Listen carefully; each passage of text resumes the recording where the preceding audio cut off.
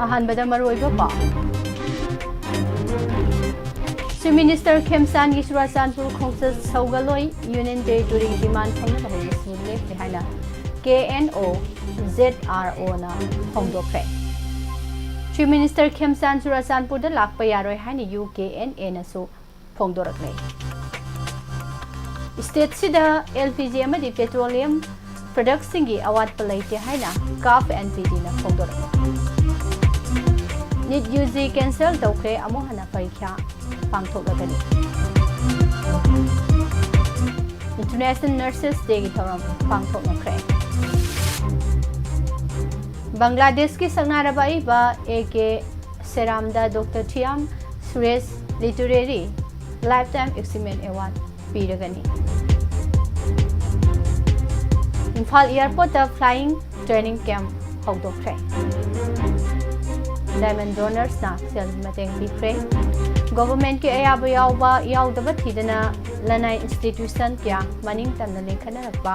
लाइबक थीबनी हाइना association ना फोंदोरकने अमदि मुसलकलिबा मौसागी सा उसेक सिंह कनबदा थौदांग लोमिना साइना मुनालना फोंदोरकने खुमजे वाहोंग रेडियो ने पिजाबा मॉर्निंग न्यूज़पेपर रीडिंग मीडियम ताबेरिबा अमदि ताबेरिबा सिंबो पोस्टबारानी लाइश्रोमना तरामना ओक्सरी मरोइबा पाउसिंग संदोकना पिजरे चीफ मिनिस्टर वाई खेमसान की चुराचांदपुर खोंगचत सौगलोय हाइना KNO अमदि ZRO की चेरोल अमना हाइरे KNO अमदि ZRO की अपुनबा चेरोल असना हाई कुकी नेशनल ऑर्गेनाइजेशन KNO अमदि Zomi reunification organisation ZRO की अपुनबा मिफम अमा नहान ZRO की प्रेसिडेंट की युमदा पांगथोक्तुना लाकलिबा मे 15 चीफ मिनिस्टर युमनाम खेमसाना चुराचांदपुर दा लाकनबगिदमक सिलिबा थौरम असिदा सरुक यादनबा वारेप याउना तोंगान बा वारेप मंगा लौखि वारेप सिंग असि WhatsApp चैनल सिंग Facebook पेज सिंग अमदि WhatsApp ग्रुप न चिंगबा सोशल मीडिया की खुथांगदा कागलुम मसेल की मरक्ता येंगथिनबा याबा वाफम क्या पाक्सना संदोरकलिबा सिदा मिजेंग संगबा खोंथांग असि मपुंग फानबा ऑर्गेनाइजेशन अनिमकी information and public relations department की ओइबा पुनबा मॉनिटरिंग सेल अमा सेंबा कुमजा लिसिंग अनि कुलहुमदोई की मे अहुम की मतुंगदा लुफ अनि असिना तालिबा यूनियन टेरिटोरी की डिमांड फंगनबा हौजिकसु लेपली मखाताबा वारेप अमा लौद्रबा फावदी वारेप असिदा अहोंगबा मत लैरोय कमन ओइबा पॉलिटिकल मूवमेंट अदुदा मिजेंग थमदुना कुकी जोमी हाइबा वाहे असि सिनबा जोमी लुसिंगबा सिंगना KNO दा हौदोरखी अदुमकपु कुकी जो हाइबा मिंथोन असिगी मतांगदा अमुहना खनबा पॉलिटिकल डायलॉग की मतांगदा यंगसिनबा अमदि लुफ अमना अमदा मतेंग पांगनबा सेंट्रल वर्किंग कमिटी अमा सेंबगी मतांगदा मथंगी मिफमदा पुथोक्तुना खनबा अमदि सलिबा मे 15 दा चीफ मिनिस्टर वाई खेमसाना चुराचांदपुर दा लाकनबा थौरांगलिबा असिदा लुफ अनिसिना सरुक यादबा हाइबा वारेप सिंह अमतोइना यानखी हाइरे नाकल अमरोमदा ननसु ग्रुप अमा ओरिबा united Kuki national army UKNA की माइकेदगी चीफ मिनिस्टर खेमसान की चुराचांदपुर खोंगचत यानिंगदबा फोंदोकलदुना चीफ मिनिस्टर युमनाम खेमसान चुराचांदपुर दा लाकपा यारोय हाइना सेक्शन वा थमलख्रे लुफ असना थादोरकपा चेरोल अमदा लाकलिबा मे 15 दा चीफ मिनिस्टर न चुराचांदपुर डिस्ट्रिक्ट लाकनी हाइना थौरांग तोरिबसी कुकी की मियामदा काइहौबो इना थोकनी कुकी एरिया सिंगदा लैरिबा विलेज चिफ सिंह कम्युनिटी लीडर सिंह अमदि सिविल सोसाइटी ऑर्गेनाइजेशन सिंगनसु चीफ मिनिस्टर की खोंगचत असिबो सौगतपा यारोय फ्रंट लाइन एरिया नि हाइना मांगजौनना लाउथोख्रबा मफमदा चीफ मिनिस्टर न संगलकपदा कनागुंबा लनाय मियोय नत्रगा लुप अमतना मतेंग पीबसु यारोय करिगुंबा वाफम असि थौसाददुना चुराचांदपुर चीफ मिनिस्टर लाकपा ताराबदी मदुदा थोलकपा अफा फत्तगी टेक्साक पुमनमक थौरम असिबु सिलि लांगलिबसिंग अमदि सौगतलिबसिंगना पुगदबने पॉलिटिकल सोल्यूशन पुरक्तुङैदा मैतेगी लुसिंगबा नत्रगा ऑर्गेनाइजेशन अमता कुकी सिंगना नमना तारिबा मफमदा संगलकपा यारोय लैंगाकी एम्प्लॉई सिंग अमदि स्टेट सर्विसता लैरिबसिंगनासु चीफ मिनिस्टर की खोंगचत असिगा मरी लेनना मसागी ऑफिशियल ड्यूटी दगी नेशनल ड्यूटी ना हेना मरु ओइना लौगदबनी loinana kuki jo furu ki separate administration natraga legislature laiba union territory assembly demand phangnana ba honagani haba wafam sing thamlakle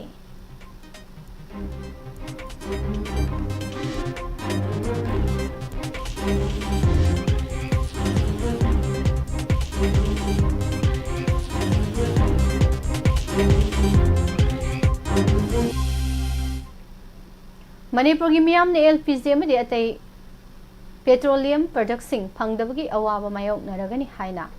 aranba pau kya sandorli basi consumer amadi miyam na thajabi ganu state asida LPG amadi petroleum products sing marang kaina lei haina consumer affairs food and public distribution CAF NPD gi director Y Nelson na thadorok pacherol amana haire state asida consumer amadi miyam bulana lamjing biaba mongda LPG amadi petroleum products sing phangdabagi awaba mayok nagani haina sandorakni bapau asi aran bani polam sing asi marang kaina leiri state coordinator Indian Oil Corporation IOCL na hiram asigi matangda manipurda LPG petrol natraga diesel gi awatpa ama leite haba confirm tawki state asigi mafam khudingmakta LPG amadi petroleum gi problem sing awat palehendana phanghalli maram aduna miyamna yumpham yaudaba aranba pausingda thajabidana ba amadi potlam sing asi phanglaroi dra habagi pakhatpa leibiganu kanagumba miyoi natraga kangrup amana petroleum products sing black marketing hoarding natraga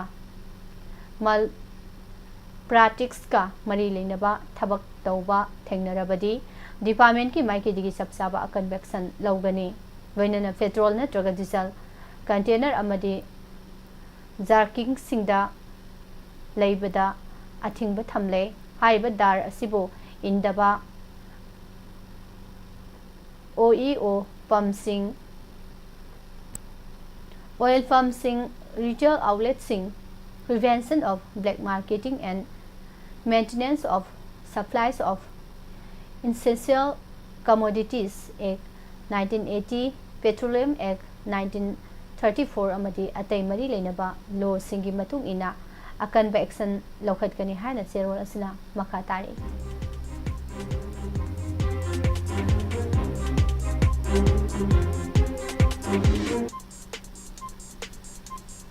National Testing Agency NTA na sinduna tha asigi ahumda leibak sinba thungna pangthokiba National Eligibility cum Entrance Exam Undergraduate NEET UG 2026 cancel tawkhre anobo matam ama leptuna amuhana parikha pangthoklagani haina NTA gi cherol amana haide NTA gi cherol amade exam asigi system asi hena fagal ahnanaba transparency lehenaba amasung asoiba kaya leide haina maral sirak libasing ningthin thijinduna semdok pangamnanaba central agency sing law enforcement agency sing na piba report singi matung ina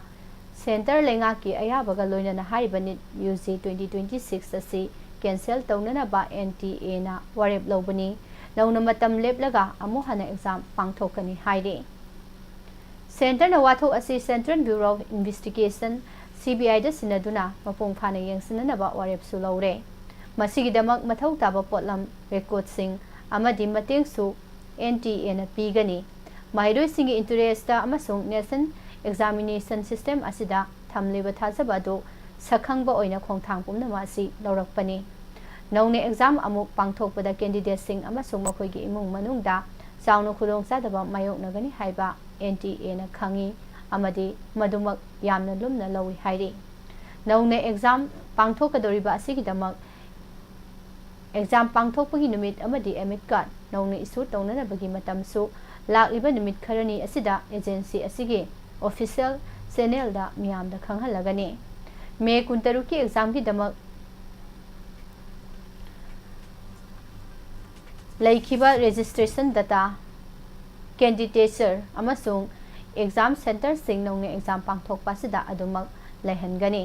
May 3 da exam thakiba mahiroi singna nongna amuk registration tawbugi mathau tararoi candidate singna khankiba exam center dasu ahongba mata lairoi nongna exam pangthokadoriba sida ahenba exam gi fee loba su tawroi mahiroi amasung mama mapa singna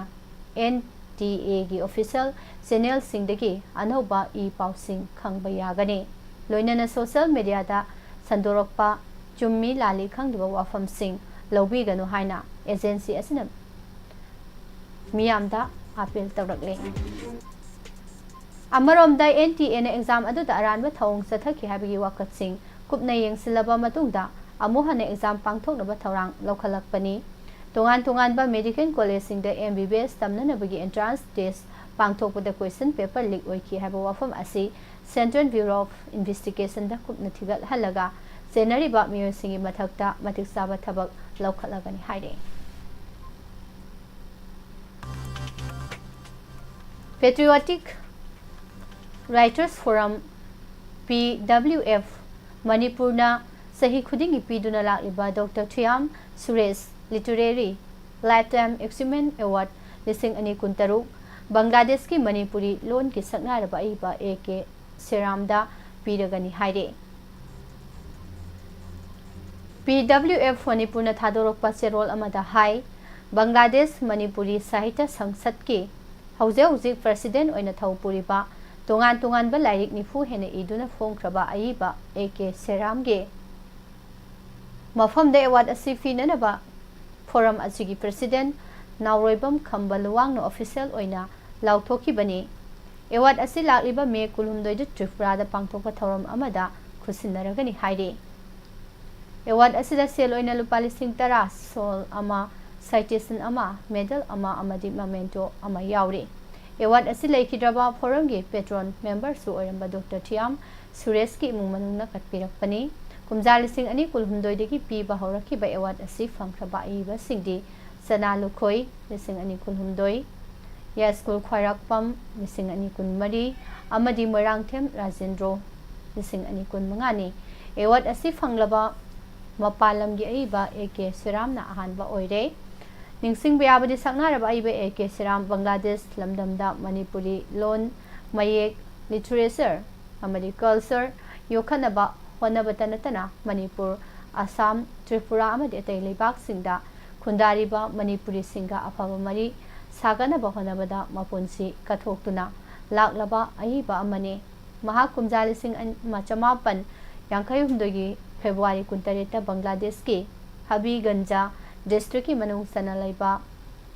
Gobor Khola haiba khungang asida Seram Naba Kishore amadi Thambal anigi mapari oina taibangda khongdara kibani hauze Bangladesh ki Silhekta Yumling duna leiri mahang Manipuri amadi Bengali yauna tongan ba makhal gi lairik ni phuki mathakta iduna phongkhre maha ki lairik singi manung da panba ya bakhadi basanta kunifal gi lairang Kanglay Iyek Ipi Nonggobi Lamhang Naba Nungsibagi Tengtharol Numidang Wairamgi Chigong Laina Singbani Aiba Sina Honariba Kaya Asibo Sakhang Laduna Tongan Bay Awat Kunga Mariki Mathakta Piduna Ikai Kumnaba Utkiba Like Fe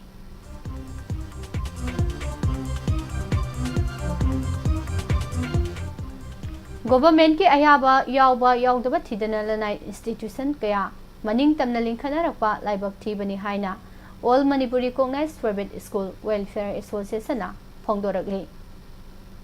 Association asana thadorokpa cherol amada chaliba tha asigi nipanda class 10 exam haidokraba matungda class 11 gi ming sanaba tongan ba mahiroi kaya na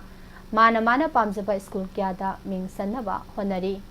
Mahiroi amagi punsida class 11 amasung 12 asi yamna maru oiba maramna makhoibo chumna lamjingba ngambigadaba afaba mahai pibigadaba institution kya thiba haibasi constitutional right ni adubu Manipur gumba economically backward oiba thoina afaba mahai tampham sang marang kaidaba mafamdadi mahairoi singi awaba amani asigumba khudongchadaba kaya asida khudongchaba lauraga Lanai institution kya maning tamna government ki ayaba yaudaba thidana linkhanarappa laibak asigi oina laibak thibani hanadagi sahi kya school tawraklaba kya su ningthina kanglon chumni school tawnanaba laingakna ek policy rules kaya semduna leiringeida mathong maram khangdaba school amagi matik saba environment amadi infrastructure ꯃꯄꯨꯡ ꯐꯥꯗꯕ ꯀꯌꯥꯅ ꯃꯅꯤꯡ ꯇꯝꯅ school ꯇꯧꯅꯔꯛꯂꯤꯕ ꯀꯌꯥ ꯑꯁꯤ ꯀꯅꯥꯅ ꯑꯌꯥꯕ ꯄꯤꯕꯅꯣ ꯀꯨꯞꯅ ꯊꯤꯒꯠꯍꯟꯅꯤꯡꯉꯤ꯫ ꯁꯪꯒ ꯄꯪꯒ ꯌꯦꯡꯂꯒ ꯑꯣꯊꯣꯔꯤꯇꯤꯁꯤꯡꯅ ꯃꯈꯣꯏꯕꯨ ꯑꯌꯥꯕ ꯄꯤꯔꯕ꯭ꯔꯥ? ꯑꯗꯨ ꯑꯣꯏꯔꯕꯗꯤ ꯂꯩꯉꯥꯛꯀꯤ ꯑꯦꯛ ꯄꯣꯂꯤꯁꯤꯅ ꯀꯔꯝ ꯇꯧꯕ? ꯂꯣꯏꯅꯅ ꯂꯩꯕꯥꯛ ꯃꯤꯌꯥꯝꯅꯁꯨ ꯑꯃꯨꯛꯇꯪ ꯃꯤꯠꯌꯦꯡ ꯆꯪꯍꯟꯅꯤꯡꯉꯤ꯫ ꯅꯥꯀꯜ ꯑꯃꯔꯣꯝꯗ ꯍꯥꯌꯔ ꯁ꯭ꯇꯗꯤ ꯇꯝꯐꯝ ꯑꯣꯏꯔꯤꯕ ꯀꯣꯂꯦꯖ ꯀꯌꯥꯗ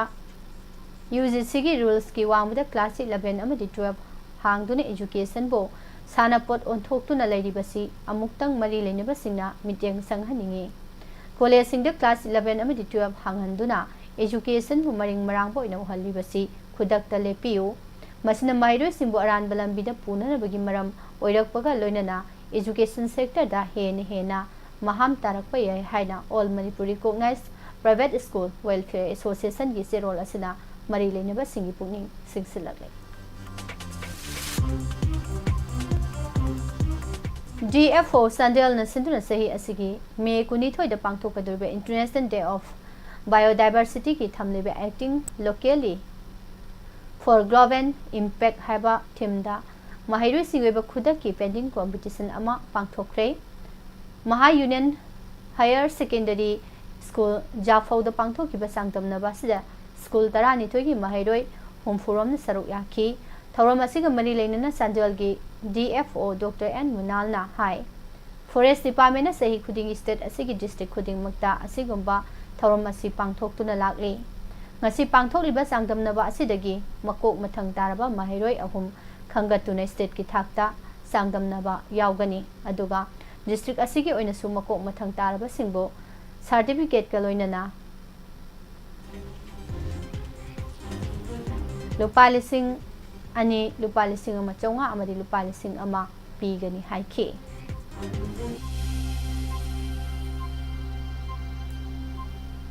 ꯃꯥꯂꯦꯝ ꯄꯨꯝꯕꯗ ꯄꯥꯡꯊꯣꯛꯅꯕꯒꯨꯝ ꯁ꯭ꯇꯦꯠ ꯑꯁꯤꯗꯁꯨ international day of plant health ꯄꯥꯡꯊꯣꯛꯈ꯭ꯔꯦ꯫ Department of botany, Dhanamanjuri university DMUꯅ ꯁꯤꯟꯗꯨꯅ DM ꯀꯣꯂꯦꯖ ꯑꯣꯐ ꯁꯥꯏꯟꯁꯇ ꯄꯥꯡꯊꯣꯛꯈꯤꯕ ꯊꯧꯔꯝ plant biosecurity for food security ꯍꯥꯏꯕ ꯊꯤꯝꯗ ꯚꯤꯖꯤꯇꯦꯕꯜ ꯑꯃꯗꯤ ꯐ꯭ꯔꯨꯏꯠꯁ ꯑꯦꯛꯖꯤꯕꯤꯁꯟ ꯑꯃꯁꯨ ꯎꯠꯈꯤ꯫ ꯑꯦꯛꯖꯤꯕꯤꯁꯟ ꯑꯁꯤꯗ ꯃꯍꯩꯔꯣꯏꯁꯤꯡꯅ ꯂꯝꯗꯝ ꯑꯁꯤꯗ ꯐꯪꯕ ꯑꯃꯗꯤ ꯍꯛꯆꯥꯡꯗ ꯀꯥꯟꯅꯕ ꯃꯈꯜ ꯃꯊꯦꯜꯒꯤ ꯑꯣꯏꯕ ꯃꯅꯥ-ꯃꯁꯤꯡ ꯑꯃꯗꯤ ꯃꯍꯩ-ꯃꯔꯣꯡ ꯗꯤꯁꯄ꯭ꯂꯦ ꯇꯧꯗꯨꯅ ꯊꯧꯔꯝ ꯑꯁꯤꯗ ꯇꯤꯟꯈꯤꯕ ꯃꯤꯑꯣꯏꯁꯤꯡꯒꯤ ꯄꯨꯛꯅꯤꯡ ꯆꯤꯡꯁꯤꯟꯈꯤ꯫ ꯊꯧꯔꯝ ꯑꯁꯤꯒ ꯃꯔꯤ ꯂꯩꯅꯅ ꯕꯣꯇꯅꯤ ꯗꯤꯄꯥꯔꯠꯃꯦꯟꯠꯀꯤ HOD ꯑꯣꯏꯅ ꯊꯧ ꯄꯨꯔꯤꯕ ꯄ꯭ꯔꯣꯐꯦꯁꯔ ꯑꯊꯣꯛꯄꯝ ꯄꯤꯟꯀꯤꯌꯣꯅ ꯍꯥꯏ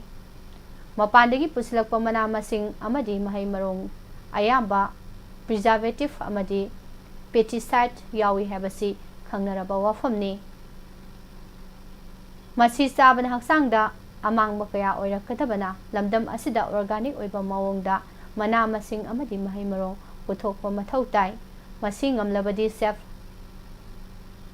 ꯁꯁꯇꯦꯟ ꯑꯣꯏꯕ ꯉꯝꯕꯇ ꯅꯠꯇꯅ ꯐꯨꯗ ꯁꯦꯀ꯭ꯌꯨꯔꯤꯇꯤꯒꯤ ꯃꯔꯨꯑꯣꯏꯕ ꯔꯣꯗ ꯃꯦꯞ ꯑꯃꯁꯨ ꯑꯣꯏꯒꯗꯧꯔꯤꯕꯅꯤ ꯍꯥꯏꯈꯤ꯫ ꯗꯥꯏꯃꯟ ꯗꯣꯅꯔꯁꯀꯤ ꯃꯦꯝꯕꯔꯁꯤꯡꯅ ꯆꯣꯡꯂꯥꯎꯕꯤꯗ ꯆꯠꯇꯨꯅ ꯍꯟꯗꯛꯇ ꯕꯣꯝ ꯄꯣꯈꯥꯏꯕꯒꯤ ꯊꯧꯗꯣꯛꯇ ꯂꯩꯈꯤꯗ꯭ꯔꯕ ꯑꯉꯥꯡ 2, ꯑꯣꯏꯅꯥꯝ ꯇꯣꯝꯊꯤꯟ ꯑꯃꯗꯤ ꯌꯥꯏꯁꯅꯥꯒꯤ ꯏꯃꯨꯡ ꯃꯅꯨꯡꯒꯤ ꯃꯤꯑꯣꯏꯁꯤꯡꯒ ꯎꯅꯗꯨꯅ ꯑꯋꯥꯕꯗ ꯁꯔꯨꯛ ꯌꯥꯕ ꯑꯣꯏꯅ ꯂꯨꯄꯥ 50,000ꯒꯤ ꯃꯇꯦꯡ ꯈꯨꯠꯁꯤꯟꯅꯈ꯭ꯔꯦ꯫ ꯇꯦꯡꯕꯥꯡ ꯈꯣꯡꯆꯠ ꯑꯁꯤꯒ ꯃꯔꯤ ꯂꯩꯅꯅ ꯗꯥꯏꯃꯟ TV ꯑꯃꯗꯤ ꯋꯥꯍꯣꯡ ꯔꯦꯗꯤꯑꯣꯒꯤ ꯃꯦꯅꯦꯖꯤꯡ ꯗꯥꯏꯔꯦꯛꯇꯔ ꯖꯦꯝꯁ ꯍꯩꯒ꯭ꯔꯨꯖꯝꯅ ꯐꯣꯡꯗꯣꯔꯛꯄꯗ ꯂꯩꯈꯤꯗ꯭ꯔꯕ ꯃꯔꯥꯏꯕꯛ ꯊꯤꯔꯕ ꯏꯆꯥ 2ꯒꯤ ꯑꯄꯣꯛꯄ ꯑꯣꯏꯅꯥꯝ ꯃꯉꯥꯜꯉꯝꯕ ꯑꯁꯤ ꯗꯥꯏꯃꯟ ꯗꯣꯅꯔꯁꯀꯤ ꯃꯦꯝꯕꯔ ꯑꯃ ꯑꯣꯏꯕꯇ ꯅꯠꯇꯅ ꯃꯕꯣꯛꯁꯨ ꯗꯣꯅꯔ ꯃꯦꯝꯕꯔ ꯑꯣꯏꯗꯨꯅ ꯑꯋꯥ-ꯑꯅꯥ ꯇꯦꯡꯕꯥꯡꯕꯁꯤꯗ ꯌꯥꯎꯔꯛꯄ ꯏꯃꯨꯡꯅꯤ꯫ ꯂꯥꯏꯕꯛ ꯊꯤꯕ ꯊꯣꯛꯍꯟꯅꯤꯡꯗꯕ ꯊꯧꯗꯣꯛ ꯑꯁꯤꯗ ꯂꯩꯈꯤꯗ꯭ꯔꯕ ꯑꯉꯥꯡ 2ꯃꯛꯅ ꯃꯃꯥ-ꯃꯄꯥꯒꯤ ꯃꯊꯥꯅꯨꯡꯗ ꯑꯃꯨꯛ ꯍꯟꯅ ꯍꯜꯂꯛꯇꯨꯅ ꯑꯅꯧꯕ ꯃꯄꯣꯛ ꯑꯃ ꯄꯣꯛꯂꯛꯄ ꯑꯣꯏꯔꯁꯅꯨ ꯍꯥꯏꯅ ꯏꯁꯣꯔꯗ ꯃꯦꯝꯕꯔꯁꯤꯡꯒ ꯂꯣꯏꯅꯅ ꯊꯧꯅꯤꯈꯤ꯫ ꯇꯦꯡꯕꯥꯡ ꯑꯁꯤꯒꯤꯗꯃꯛ ꯃꯩꯇꯩ ꯅꯣꯡꯁꯥꯅ ꯕꯁ ꯑꯃ, ꯑꯁꯇ꯭ꯔꯦꯂꯤꯌꯥꯒꯤ ꯁꯣꯔꯣꯕꯂꯥ, ꯏꯃꯥꯁꯤ ꯁꯣꯔꯣꯖꯤꯅꯤ, ꯕꯤꯖꯣꯏ ꯒꯣꯕꯤꯟꯗ, ꯔꯣꯍꯤꯅꯤ, ꯕꯤꯒ꯭ꯌꯥꯔꯥꯅꯤ ꯑꯃꯗꯤ ꯑꯇꯩ ꯃꯇꯦꯡ ꯄꯥꯡꯕꯤꯔꯛꯈꯤꯕ ꯗꯥꯏꯃꯟ ꯗꯣꯅꯔꯁꯀꯤ ꯃꯦꯝꯕꯔꯁꯤꯡ ꯑꯃꯗꯤ ꯈꯣꯡꯆꯠ ꯑꯁꯤꯗ ꯂꯥꯛꯈꯤꯕ ꯗꯥꯏꯃꯟ ꯐꯦꯃꯤꯂꯤꯒꯤ ꯃꯦꯝꯕꯔ ꯄꯨꯝꯅꯃꯛꯄꯨꯁꯨ ꯊꯥꯒꯠꯄ ꯐꯣꯡꯗꯣꯛꯈꯤ꯫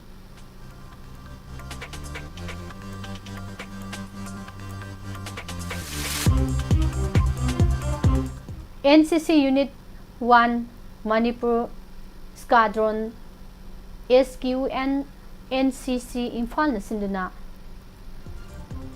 tha asigi taramathoi hoduna NER Flying Camp lising ani kuntaruk ki manung sa nangarang Manipur gi Assistant Chief Secretary Anurag Vaspai na British Resit International Airport ta Flying Training Camp haudokre Tharom asiga mari leinana Anurag Vaspai na hai Flying operation asi yamna loba thabak amani pilot amadi profession asida leiriba singna flying gi thabak tawna bohana bada confidence high tech knowledge kaya ama mathau tai ngasigi course asina flying operation gi lambi bo pamjaba singda pungning thogatpa ama soidana oigani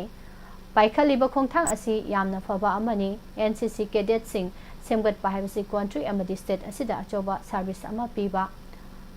oigadoribani hainasu phongdokhi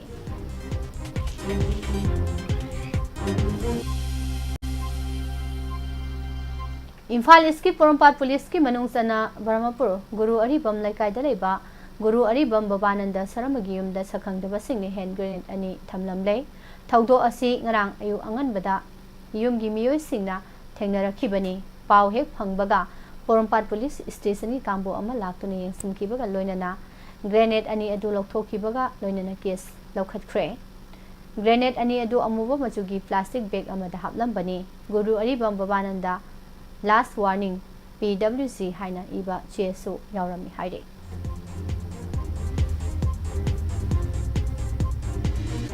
Malem sinba thungna pangthok nariba International Nurses Day lising ani kuntaru ki thoram Imphal East ki Jemnins amasung khabai soida leiba babina multipurpose hall F block tasu pangthokre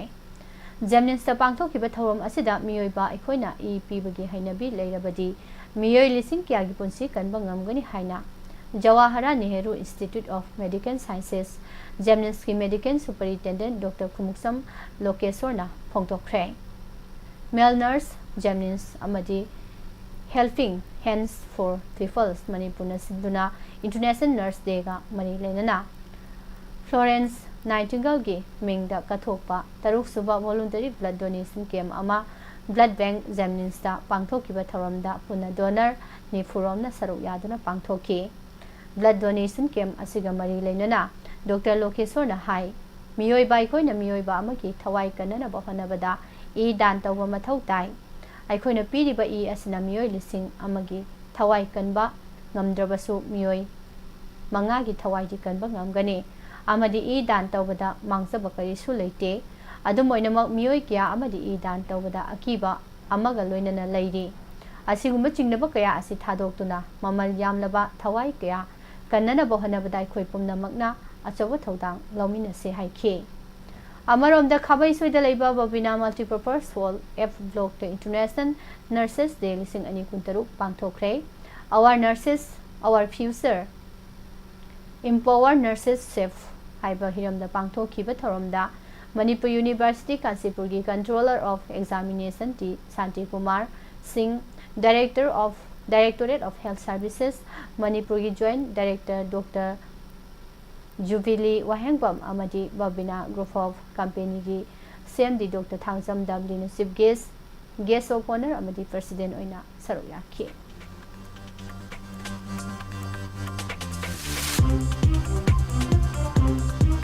Makha tarakpada mapanweba pausing taminase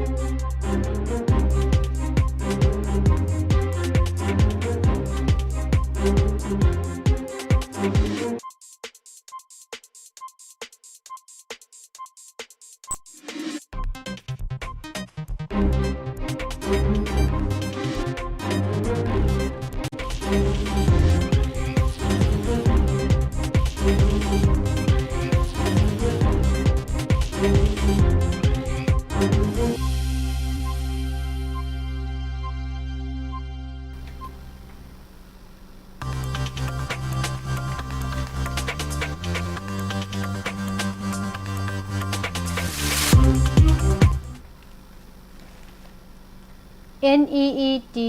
UG exam lising ani kuntaruki question paper leak oikiba amasung masiga mari lenana exam asi cancel tokibasi center da lehiba BJP gi senja thumja da luplaba lengak asina thoan bani hairaduna Congress lusingba Rahul Gandhi na BJP lengak na mahiroi lak kungani thoi henbagi manglan honna zaman aremba tahale haina maral sikre Arunachal Pradesh ki Changlang district ta Assam Rifles AR na counter insurgency operation sathabada National Socialist Council of Nagaland NNCN ni chingnabala lawani hat khre haire Nigeria gi awang nungsup thangba Zamfara state ta leiba miyam chona tinba kaithel amada lanmina nongthak landa sathaduna yamdrabada mioi cham hena hat khre amasung kaya amana so apan nang khre haina Amnesty International na phongdorakni Mamang thada Mumbai da tarbus sarwa imung amagi mioi mari pungkun mari gi manung da sikraba matung makhoi gi haksang da amasung makhoi na sakiba tarbus aduda zinc phosphate yauram badagi miyam da mi paiba leraki badu kok tringai da ngarang su Chhattisgarh da naha ama tarbus sarwa sire amasung atopa angang mari aruba fibam da laikanari haire Luhombi Tharam Loreba Matung de Imung Manungi Mio Singna Harau Tiamba Pongdok Lingaida Tarbur Sarubodagi Sahi Taramanga Suruba Achilles Diwar Lek Tharaktuna Laikanana Bugidamak Hosdan Pukhatki Ana Laing Sangda Dr. Singna Achilles Po Kanaba Honabada Namkidabani Haide Achilles Kakta Natana Tarbur Sakiba Topa Angang Mangasu Over Piba Tawduna Lek Tharakbadagi Ana Laing Sangda Pukhatuna Laikanari Makhoi mangagi manung da maridi phibam lui haire laibak tiba thodok asina amuhana miyam da tarbus saba ki hale tarbus khakta natana kaithel da yoliba heira kaya asida hujen bu polam sing yaurabra haibagi mi paiba poktuna miyam na kaithel da gi hei leiduna saba ki nare serak sida mari leinabo authority na tarbus adu test tawnana bagi damak thakre haire thangna na anirak suba tam gi dama himanta biswas Assami Chief Minister oina ngarang wasak lokre PM Modi na leibak miyam da thaulik na masung hai singna sizinabagi matam oire lan gi seitheng mayok na bahona bada miyam gi su asoba thodang lai haina phongdokiba leirabasu BJP lusingba singi kanboi dadi gari masing hanthaduna thaulik na sizin hanbagi mami tadri Madhya Pradesh ki BJP lusingba Sobhagya Singh Thakur na Uzel dagi Bhopal tamna satbada mahaki kanboi da gari yang khairom sizinaba ukhi yamlaba kanboi gi gari sing aduna miyam gi sathok sasinda saungna khudong sadaba mayok na hanki amasung miyoi kyana social media da BJP lusingba singdi thaulik na sizinadrabasu yarabra haina pendaba phongdok na rakhi AIADMK gi Sanmugam amadi Belum Nina Lusingba Fiction na Makoi gi MLA Kuntra TV Keda Saugat le haina law thorakre Khongthang asine AIADMK manungda tokhai tanaduna ani thopui pibam ama lakle Tamil Nadu gi mikhalda AIADMK gi mirep nifutaret mai pakhi bani Makoi gi manungda gi Kuntra na TV ke gi lengak ta saugat khrabani na Bijoy Chandrasekhar gi lengak ki pangal hena kangkhat khre amasung opposition gi oina di hana di pangal sonthabgi masak oire haire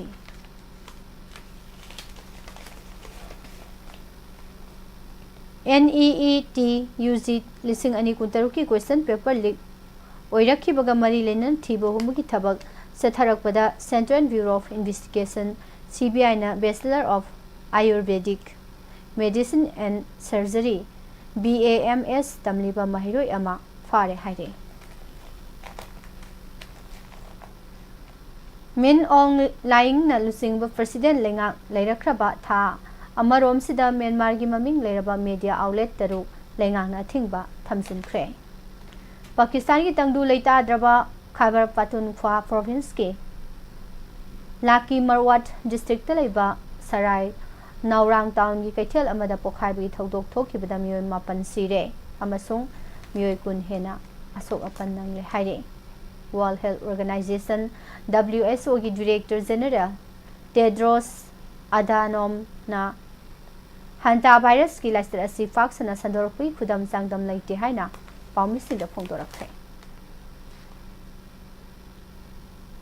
US Israel amasung Iran gi marakta lan satharingai cherakta United Arab Emirates UAE na naron da Iran da landa ki haina report amana phongdorakle. Makha tarakpada amu sanabigi paw taminase.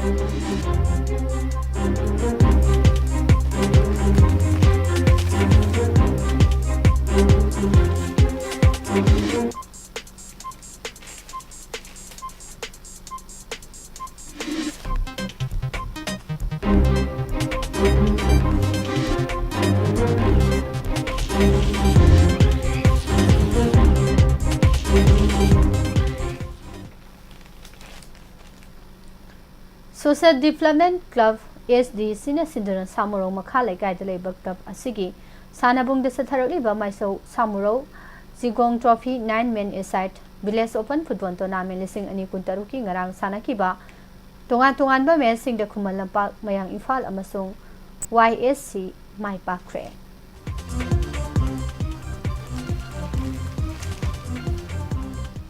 Manipur Cricket Association MNCA gi midyang makhada hojek hojik sathariba mangarak suba MNCA Boys Under 14 One Day Trophy lising ani kuntaru ki ngarang sanakiba tongan ba league match singda PTCC Pasoi Part 3 amasung KSDO Kiamgai mai pakre.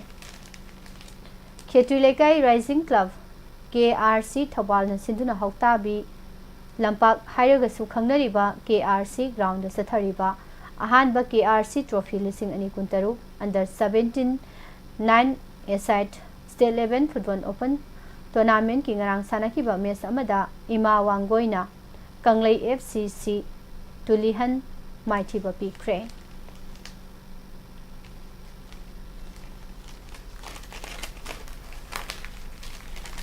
Manipur Cricket Association MNCA gi midyang makhada hojik tongan ba cricket field sing da sathariba ahum laksuba MNCA Under 15 Girls One Day Trophy lising ani kuntaruki ngarang sanakiba tongan ba league match singda PTRC Pasoina PCC Mayai Koibibo maithiba pikre.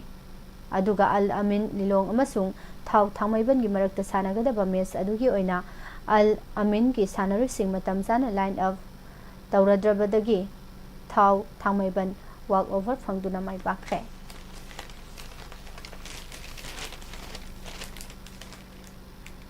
Thasigi tara manga dagi hauraga kun phawa Andhra Pradesh da pangthokadoriba tara manga raksuba National Sub Junior and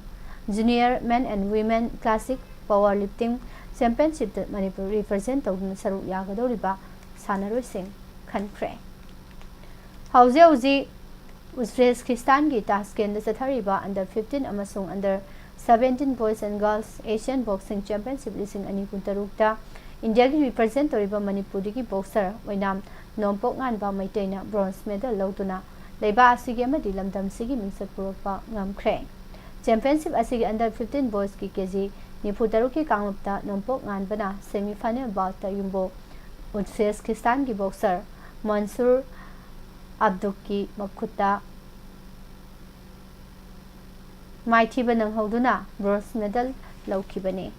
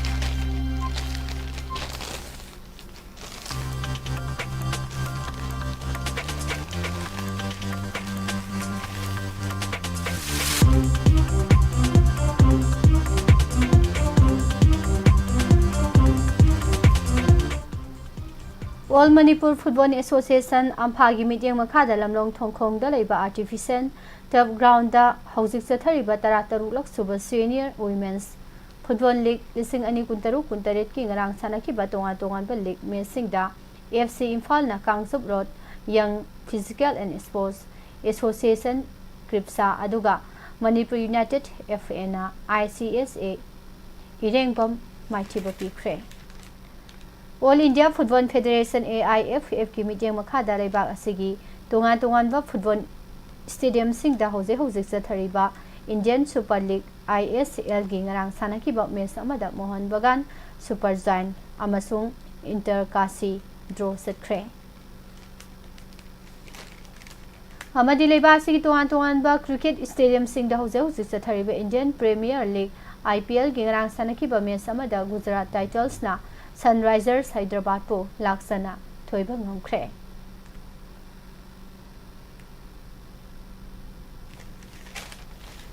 losilakpada maroiba paw mo hana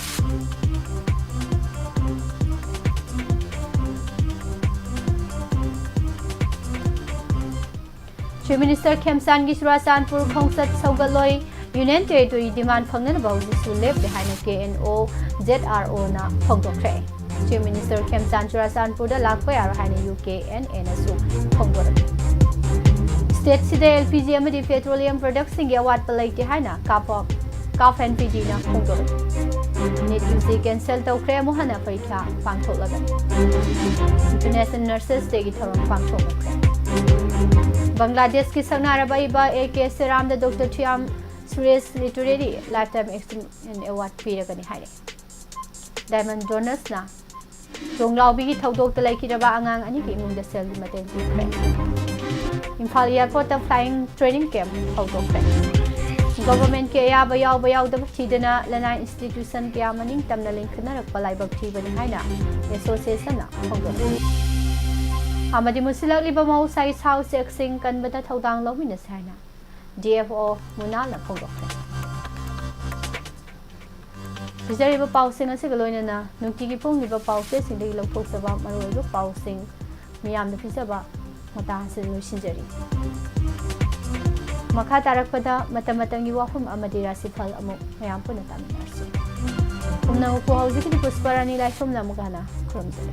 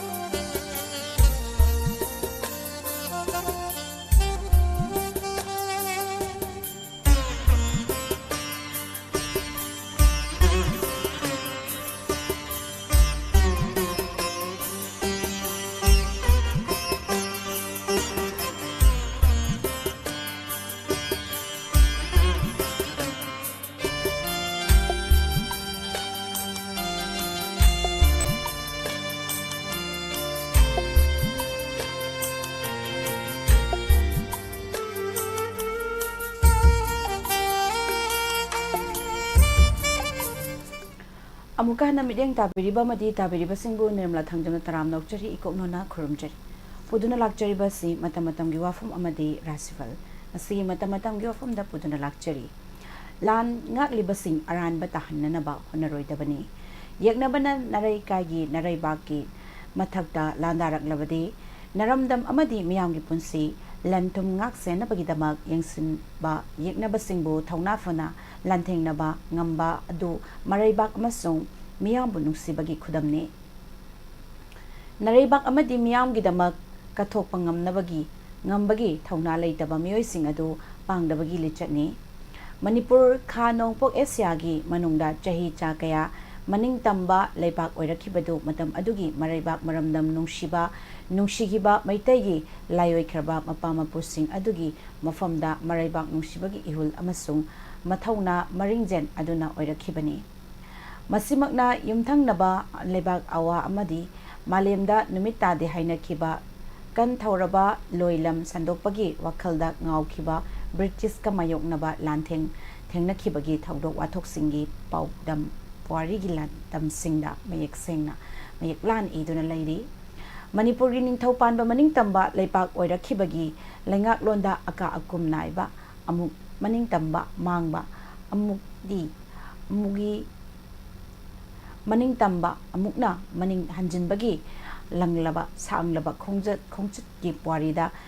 singamaga chanipan mabudraga mathoida thengnakhiba Anglo Manipuri war na aroiba oiduna ningtambagi numit taki adubu British na Manipur gi maning tamba amuk piramlaba matung chahi ani hena miyamgi lengak leiramlaba matung inna English singamaga chamapan nifuga mapanda India gi fibanungda tinki namtin tinsan khibada madudagi haujik leiriba tung tangdu leitadaba fibam asida leirakhiba chahi humbudraga taret mapung phasilakle India gi aroiba ngamkai Manipur gi apunbigi saktam thugainaba masel gi kanglup amadi illegal immigrant chin kuki narco terrorist singna narakhibagi loikam naidaba wathok lanthok sing mayok narakhi illegal immigrant chin kuki jo narco terrorist singna mitai miyamgi mathakta landarakhiba chahi ahum henjilagli landa asida mioi chani gi humfu henbagi punsi khangu thakta pikham nakre mioi kuntra henbana thiba khangdana leiri Lanjinarakiba mioi humfu hena awaba khangli thiba khangjiba mioi sing adu hingchayai tambasingi makhyat nungda takri haina launari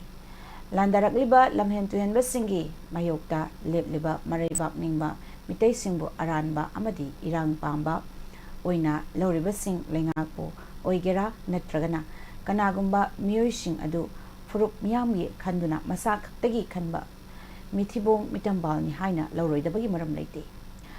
makoi sing adu maraibakidama khanba ngamdraba minai naithangi anam ahana churaba mapuna khongu khongba phamu phamba lepu lepa singni haibada haiman mathokloi ngasigi Manipur gi mirol marakta layoi khrabra mapam pusingi I chendaba sing yaubadagi miyamgi marakta kaksabi saduna mitei maselgi marakta muknaba internal conflict thokanna ba honaba yaurabra haibasi haibagi jengnaba lairaklibasi laibak thibani Irakki yeknaba khurakki ina laisaba miyoi sing adu ayambana wangang sangang haiba amadi luchingba sabagi saklonda miyambu pangthanba ngamba kaya laitaba nate masida kanthaningai oiribadi miyam pumnamak apangba nate haibasini maraibak ningba masa aranba chumba oina bahonaba sing adu matam sangna chatpa ngamloi miyam makhoigi khoising adu kana no haiba khanglakpa mikupta maraibaki dama kathoklibasing mamangda lepa ngambagi thongna lerakloi haibasi khangna makhoigi khongpham hando hobana pumnamaki ababa oigani masini pujarakliba matamgi wafamda makha tarakpada ngasi rasifal amuk taminase rasifal asibu ibirakpa Dr. Wangkem Jibol Singh Assistant Professor Biotechnology Simarong Imphal Nasi tang tarawam doi thamanga English sing ani kun gataru yumsa kaisa numit kun gataruk ni pan ba kalengi numit asigi rasifal taminasi ahan bida mes rasi nolukpa amadi ingta payaw dabadi nungai fam khangloi daba numit ni maram chadana hoya fabana chading hengani anirak tikhan thava fei lesa pakhang singi oina ingta pana yai fagani Bris rasi nakthina pudokpa apang tagani finganu ningba mapa chana oijaba tanbadi chauna mai pakani amadi ngang sakpa thoina pakjagani leisa pakhang singi oina laibak fagani Michun Rasi wakhal thokpana ningbaduma pangba yagani thijinbagi mahaina ichu tana thau pangba ngamjagani adubu mahu chawba midagidi cheksilu leisa pakhang singi oina laibak fagani Karkarasi marup mapang singa punba tabak sing soidana mai paksagani pare khanba thauramda sel thadaba asingba sakani minasu kinagani leisa pakhang singi oina nungsibana chali Singarasi trak thongbaga muknaba khara leirabasu kanabadi pangjagani marup mapang chali khudong chaba manghanganu asaw phudok pakanagani leisa pakhang singi oina laibak leiti Kanyarasi ningba thongani miching hengatkani sendong chawna fangjagani ikai kumna bigadaba numitni khangba kanba amadi pangsinnabadi phagani leisa pakhang singi oina mai pakani Tularasi hakchang nungaiba amadi miyamga mari phaba watlabasu ningba mapa chagani jingnaganu phare khanba thabakta khusau thabada akaiba leiroi leisa pakhang singi oina mai pakjagani Brashik Rasi aruba thabak pangbagi nungaiba pairaki losing chawbana khudaki thauramdadi kanana su lakchaba ngamloi irangdi puganu leisa pakhang singi oina laibak leiti Danu Rasi wangang dabana choppa yabadai kangani agal athaugi thabakta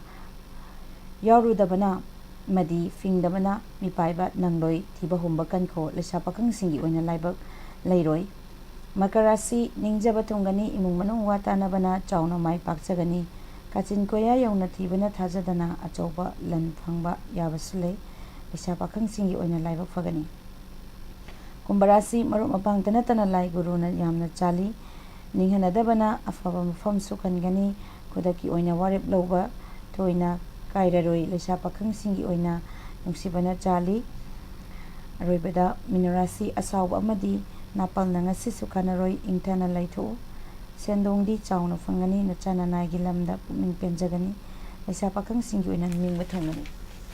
masini pujarakliba matamgi wafam rasifal nungtigi fongliba pause singdagi lokthokchaba maroiba paw tabiriba amadi midyang tabiriba singbu niramna thangjamna amukana Nungairaba paujil Assam Downtown University Guwahati Panjariba Assam Downtown University Guwahati da tonga course singa tambining labadi ngasi makhudong chaba silobi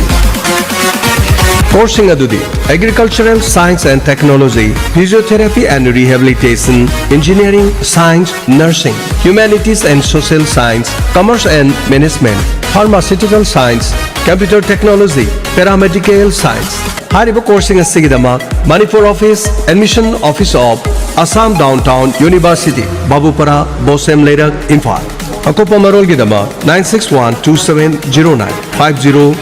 Noinana 8575-3262